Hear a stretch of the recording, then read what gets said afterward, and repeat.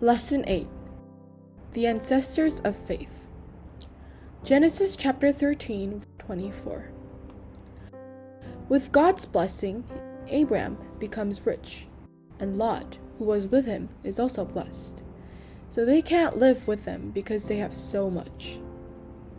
Lot, who chose a place to live before Abram, chooses a land rich in water, but inhabited by the wicked, regardless of the goodness of his soul. After some time, war broke out in the land between Chedorlaomer and the combined forces of the kings of Sodom, and Lot, who lived there, was taken captive. Abram pursues them and wins to save them.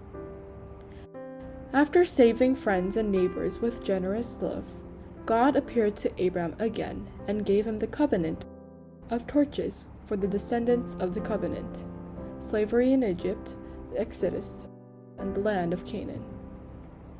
However, despite God's promise to descendants of God many times, Abram and Sarah had no children for a long time.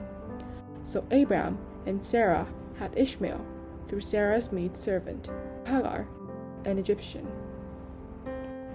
Ishmael made up another nation, but he could not be the spiritual heir to establish the kingdom of God, because we cannot accomplish God's work with hasty human strength.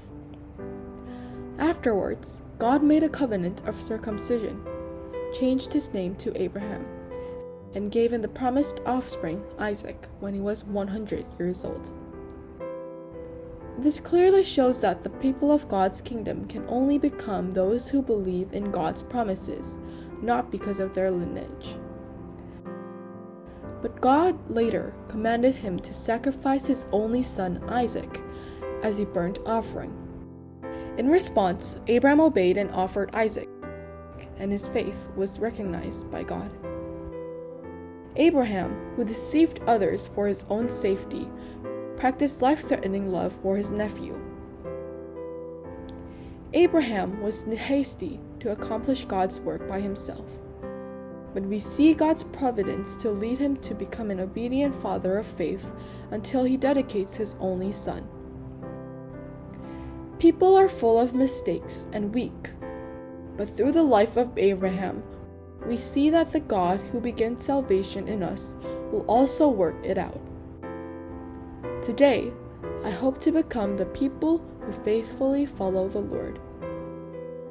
Thank you.